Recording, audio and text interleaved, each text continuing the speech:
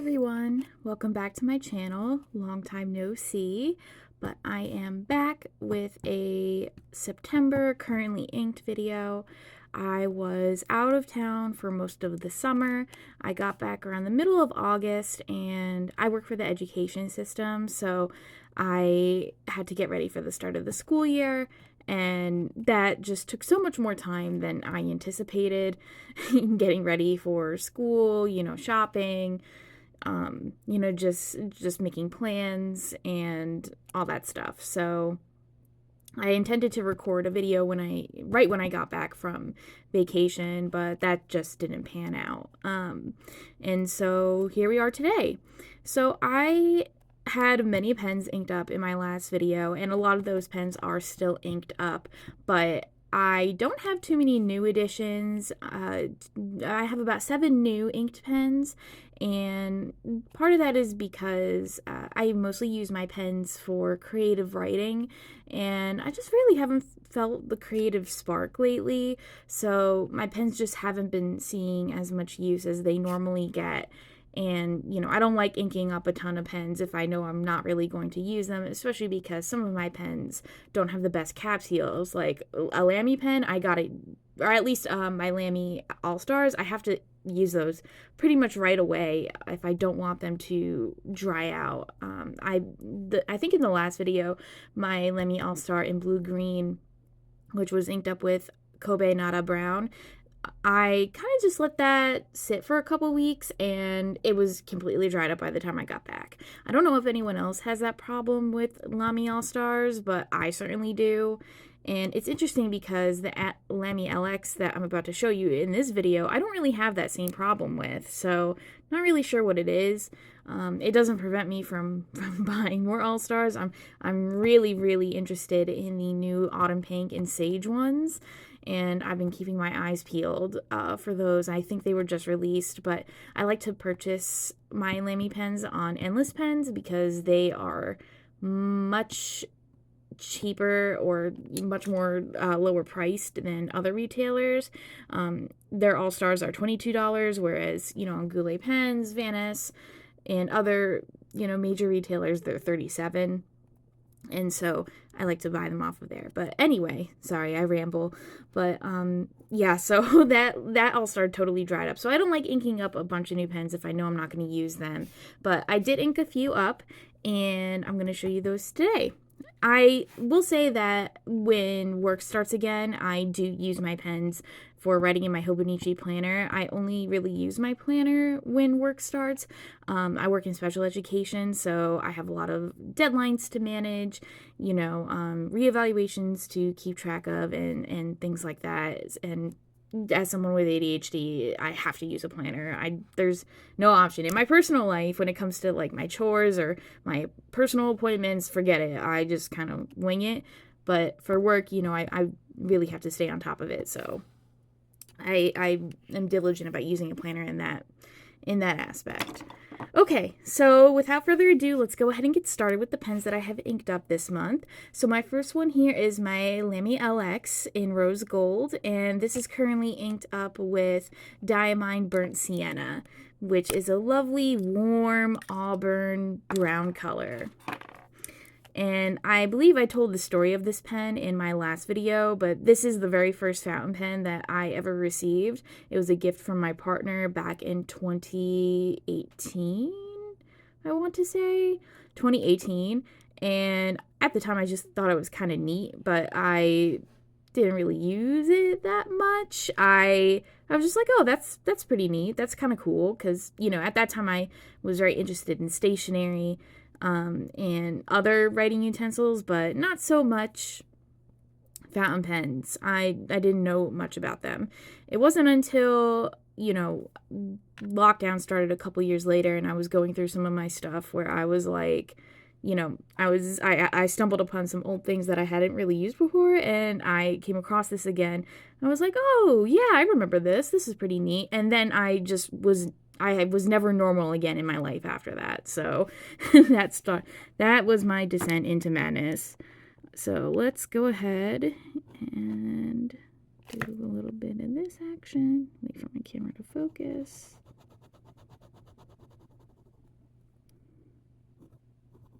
And this is in a fine nib, but honestly, for a Lamy nib, this writes more like an extra fine. I actually have an extra fine steel nib in my All-Star, and it writes much thicker than this. And Lamy tolerances are notoriously big, so you might get two fine nibs and they might write radically different from each other. I know TWSBI nibs, I believe those are just Yovo nibs, but TWSBI nibs can kind of be pretty, like, similar in that way, but Lamy is particularly infamous for it.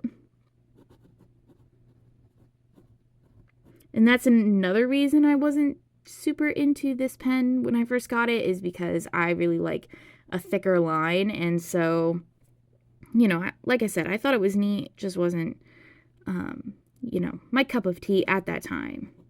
But if I had to get rid of all my pens, I would keep this one, obviously, because it has the most sentimental value to me.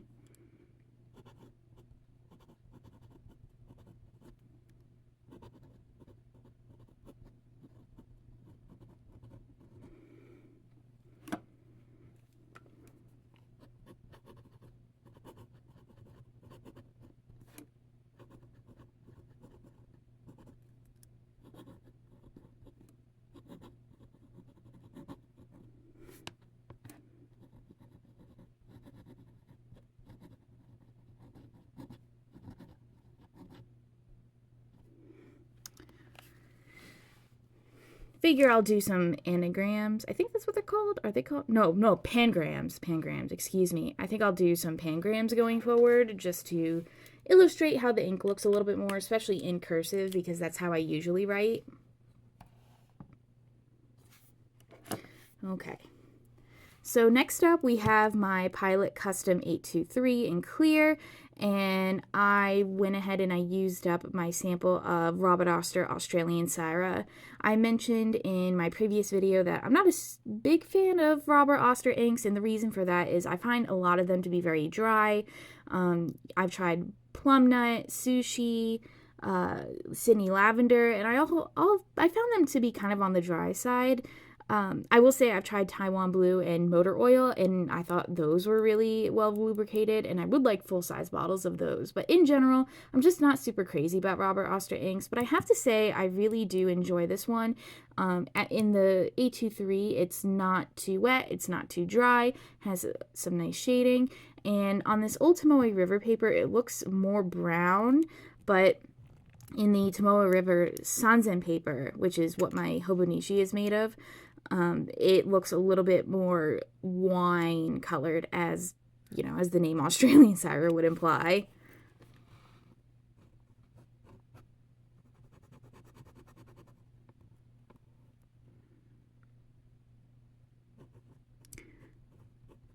In terms of writing experience, if I had to get rid of all my pens, I would keep my custom 823s. Like, it just doesn't get better than this.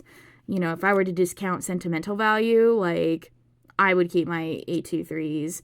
Every time I write with them, I'm just like, it just doesn't get any better than this. This is the life. And this is in a medium nib. I forgot to mention that.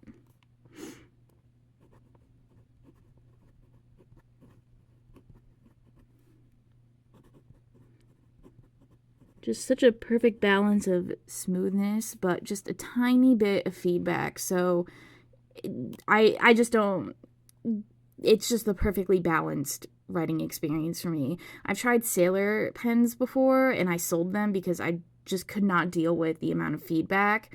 It simply wasn't my writing preference, but this has just enough. It doesn't feel quite like butter, kind of the way the Lamy 2000 does, but I almost kind of prefer this, you know, where you still feel like you're writing on paper. You know, you feel some of that feedback. I was going to say pushback from the fibers, but you still feel that sensation of writing on fibers.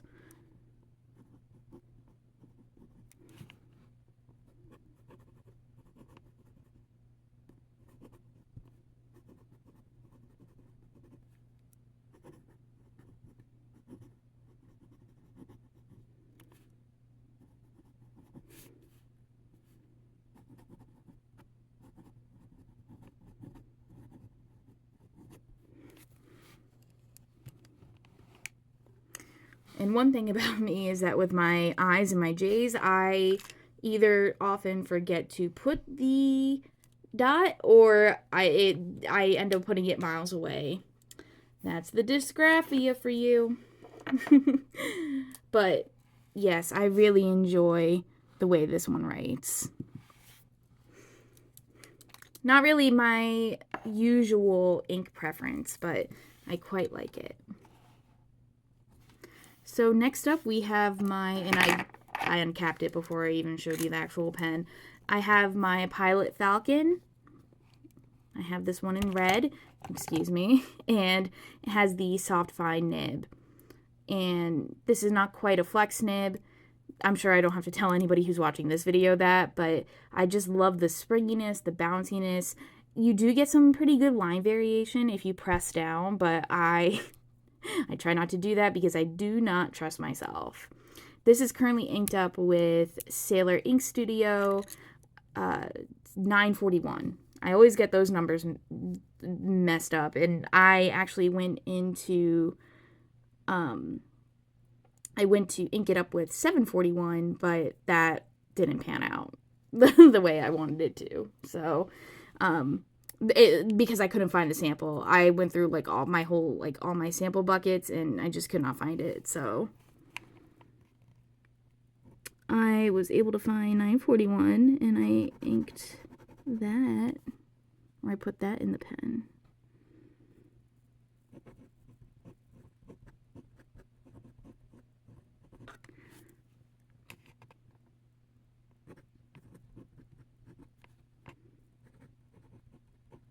It's a nice black into teal color. I do believe the way the numbering goes on the Ink Studio inks is that the first number represents the brightness. So 9 being the darkest, 1 being the lightest. I'm not extremely sure about that, so don't quote me, but I want to say that's what it is. And then the last 2 numbers make up the hue. I can't remember if each number is distinct or what that particular system is, but I do know that all the 41s are pretty much a teal color. So there's that. I still don't fully understand the numbering system, unfortunately. I'll have to take a look after this video.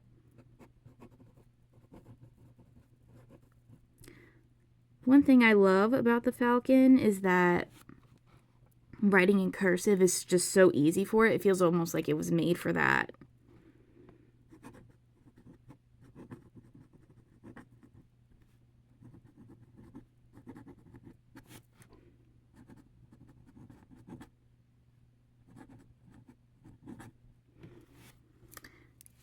And every ink that I've ever put in my Falcon has always come out really wet and just so smooth. I've never had an unpleasant writing experience with my Falcon, except when I put Ferris Wheel Press Storied Blue in it. That was not my favorite writing experience, but as I discussed in my last video, I'm not like super into Ferris Wheel Press inks anymore, and part of it is because I find a lot of them to be super dry, just not all that pleasant. So there's that. Take that one with a grain of salt. Okay, so next one, this is a really exciting pen for me. So this is my latest pen acquisition. This is the Leonardo Momento Magico in Bella di Notte, and this was a Gold Spot exclusive. This was kind of an impulse purchase for me because I didn't even know about it until I had seen a couple people's videos on the pen, and I have never had a Leonardo pen before. Just was never really interested in a lot of their pen aesthetics, but I saw this and I absolutely I could not help myself, and I am so glad I did pull the trigger. It is a beautiful array of purple, blue, green, pink, and it's even hard to appreciate on camera the array of colors because of the chatoyancy. You can see how shimmery it is. It's a really beautiful blank, and it was a limited edition. I'm not quite sure if they are going to ever bring it back, but mine is, I want to say, let's see, I believe it's number 100 out of 170. So I feel kind of lucky about that one. And I inked this up with one of Birmingham Pen's new inks, Regal Prune. And I will say, Regal Prune does not look like anything like it did on the site. But, you know, that really should come as no surprise. I mean, that's kind of the Birmingham experience. I still love their inks. I still buy them all. I'm still always happy with them. I just know to never expect to get what is on the site. And I know a lot of people don't purchase them because of that, and I certainly wouldn't blame anybody. I mean, we all gotta be judicious with our money in these trying times. I also forgot to mention that I got this in the soft or elastic fine nib, and again, not quite a flex nib. Don't let the cut of the nib fool you. It just has a slight spring to it, I would say. Very similar to the soft fine from Pilot.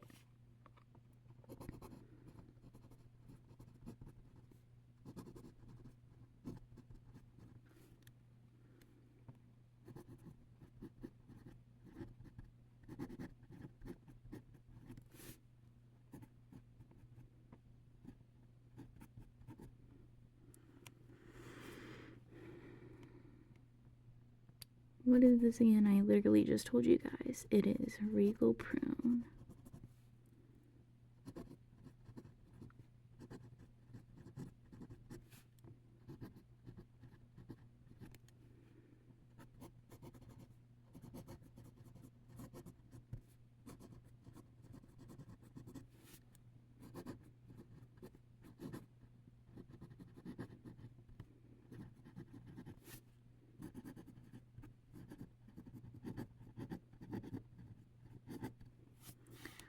Alright, Regal Prune is a blackened purple. It looks much brighter on their site, but in writing it looks quite, I would say, I don't want to say black because you can tell it's not black, but if you were to put this in a wet fine nib, it could certainly look black. Like, it would be a pretty safe purple ink for the office. And it looks a little bit darker on in the camera than it does in real life, but we'll see if we can get some more accurate shots a little bit later.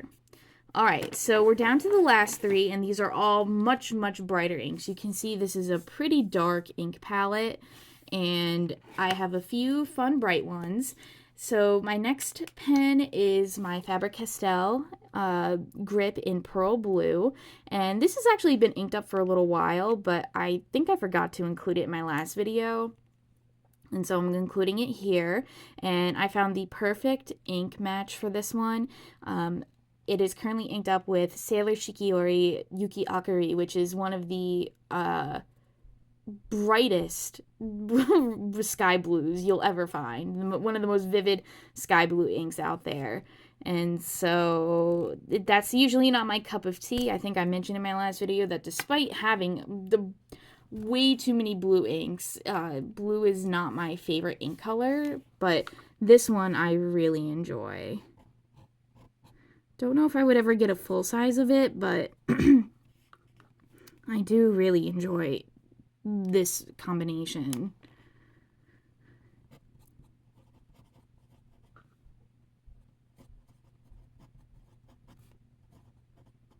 And this is in a broad nib.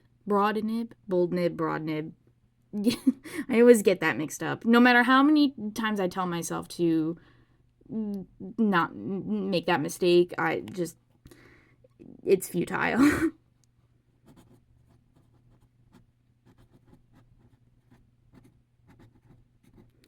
And I think Faber-Castell nibs are truly some of the most underrated nibs, or, I mean, honestly, Faber-Castell pens in general are some of the most underrated pens in the whole community. One of my first pens was the Loom, and I don't think it's very accessible anymore. I'm not sure if they stopped production or it's in a limited market now or what have you, but that was one of the things that really got me hooked on fountain pens, was just how incredible of a writing experience the Loom was.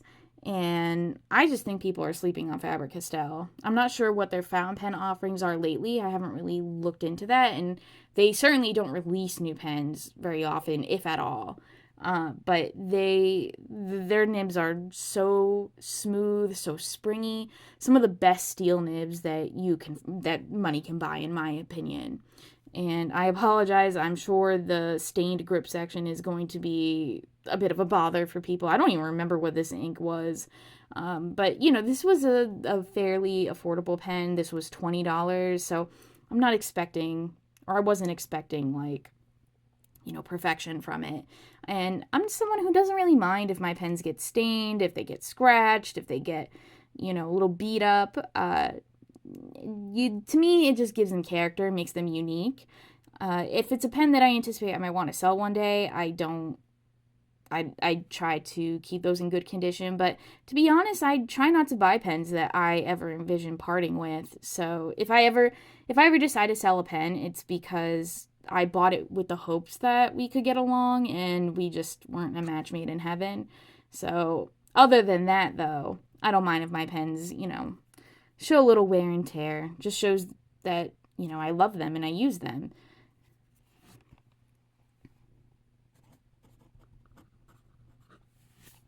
Let me move my tripod a little bit.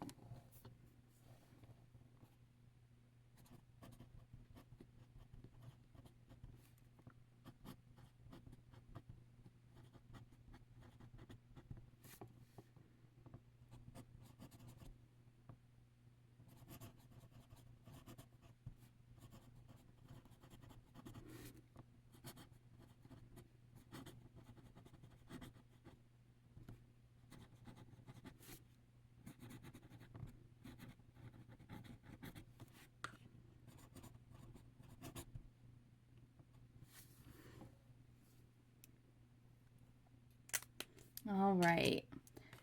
And then the next pen that I have inked up is, in my opinion, a very good match for the Faber-Castell. This is the Benu Euphoria in Tropical Blush. This is one of their hand-painted pens. They're, limited edition ones. They're limited run ones. And I'm not usually too enticed by their hand-painted pens, but when I saw this, I'm just a flamingo girly. I feel like once you kind of hit a certain age in life, you sort of pick something to latch onto, like some kind of motif, and flamingos are certainly one of them for me. It's giving Florida, which I guess makes sense. I used to live in Florida. But anything with flamingos, I can't say no to. So I was like, I'll treat myself. Their hand-painted pens are obviously much more expensive than their regular mass-produced pens, but for me it was worth it, and this is one of my favorite purchases of last year. So mine is number 88 out of 100. And this is currently inked up with Kobe Okamoto Pink. Can't quite recall the number off the top of my head. Kobe inks have numbers associated with them. But this is a very, very red-toned pink color. It's quite similar to J. Arbon's Querelle de Tropique. And I think I like that one a little bit better. This one is okay. It just doesn't excite me. And since I still have my Lamy 2000 inked up with Querelle de Tropique, it just is seeing a little bit more use from me, in that way.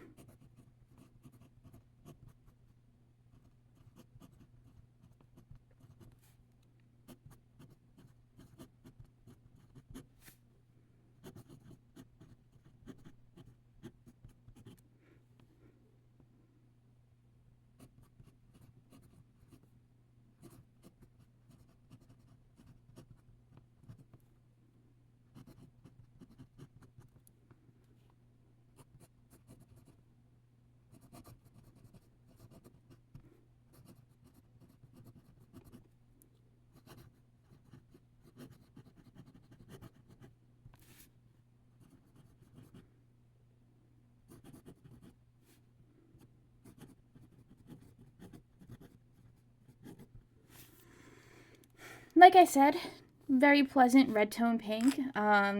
In name, it's a good match for blush. You know, like this is very blushy sort of color, but it's fine. It's fine. This was a sample, and I would not purchase a full size bottle, but it's good. I like it. I think for the pen pairing, I would much rather put a cool tone pink in here, but that one was kind of on me. So, all right, and then the last one is a bit of an interesting one. So I cannot tell you the name of the ink that this pen is inked up with, because it was one of the inks in the giant lot of inks that I bought from AliExpress a few years ago.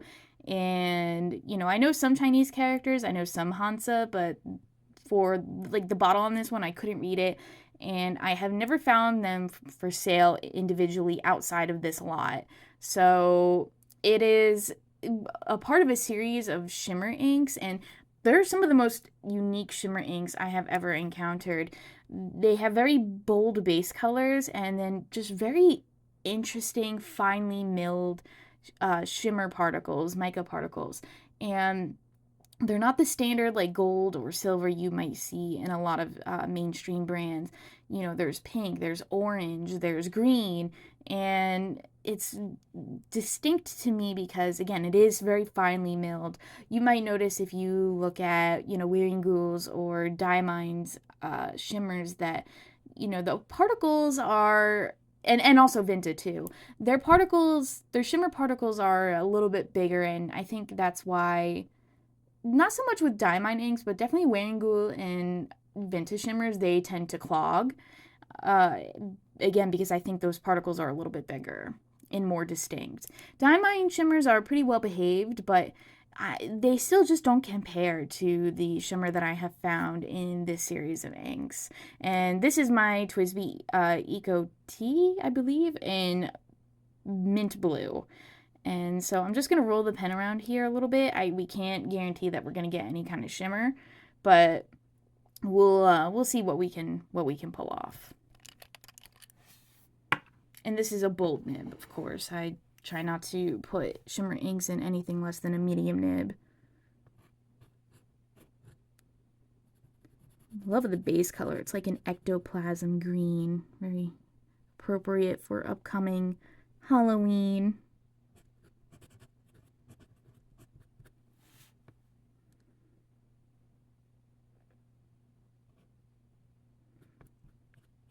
I just told y'all what this pen is and I already forgot.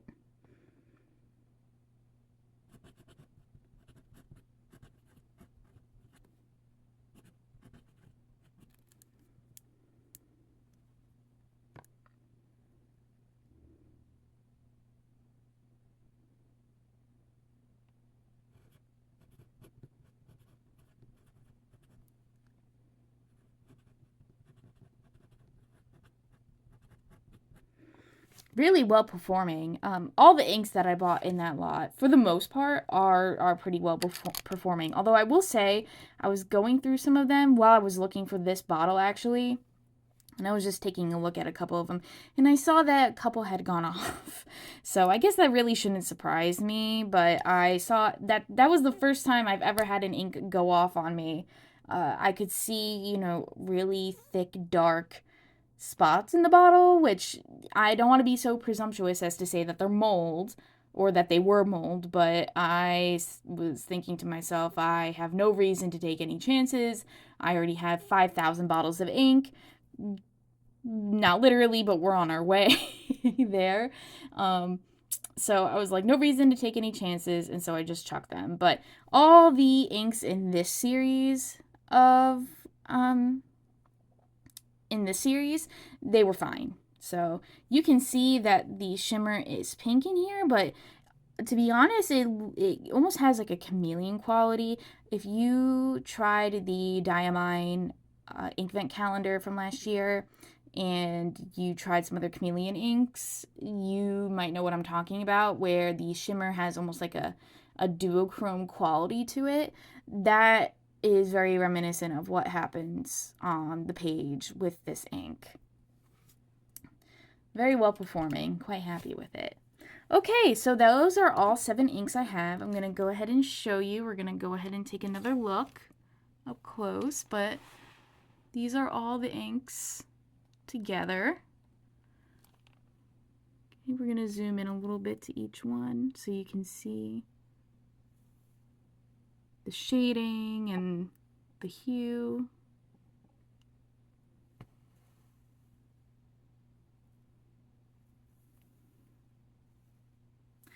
It's so interesting. The 941 looks almost like red here, like reddish black, but in reality it is, you can see a little bit more of that teal tone when I shift the angle. It's a little hard to tell. It's quite subtle.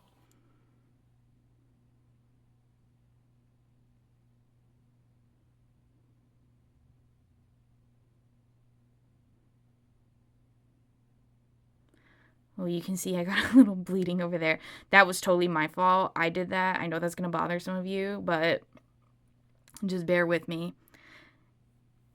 You see that shimmer? It's so interesting because it almost looks green, but it's also silvery, but it's also pink. It's absolutely fascinating. Just really love the shimmers in that series. And I feel that the camera is not doing justice to just how smooth the shimmer is in this series of inks. It's lovely. All right. So those are all of my inks for August and September and what have you. I don't know if I will be doing an October currently inked. I'm not sure if I'm going to be inking up any more pens anytime soon. I really am hoping that the creative spark strikes me again and that I, start writing a little bit more. But I also try not to put too much pressure on myself to engage in creative endeavors when I'm not feeling it. I know there are different philosophies about that. A lot of people think that you kind of have to force yourself through a block or through a dry spell, and I can see where people come from with that, but it's just not something I have ever found to really work for me. I am never happy with the work that I produce during that time, and I guess you could argue that it is in service of getting you to produce something that you really enjoy. But long story short, I like to give myself space when I'm not feeling creative, or I don't want to use my pens, or I don't want to bake, or I don't want to draw or paint or do anything else, because I figure there's a reason why I'm not feeling that spark or I'm not feeling that drive. It could be because other things are taking priority in my life, which is kind of the case right now. Or, I just need to derive inspiration from other sources. And so, yeah, perhaps I'll ink up some more pens in October, but even if I don't, I do have some swatch videos planned. I had such overwhelming support on my ink collection video that, and a lot of people voiced that they want to see some Birmingham swatches in particular. That was probably the most resounding, request or feedback. And so I would certainly like to do that. And I certainly have plenty of Birmingham inks to swatch, including their newest collection. I kind of feel bad that I haven't posted that because who knows when those will no longer be available. And I know there was actually some, I don't want to say controversy, but there was some hullabaloo around 2 of the inks that they posted online. Or their swatches. I know, is it Puce? Puce, Lagoon and Sunset Blush, they looked very different in person than they did online. And I was definitely pretty disappointed when I swatched Sunset Blush in person because I was really looking forward to the color I saw online. Again, I don't know when I'm going to learn my lesson. I am Bozo the Clown over here, but what else is new? So I'll be doing Birmingham swatches. I'll be doing some other fountain pen related content. I'm looking forward to kind of getting back into this creative outlet at the very least.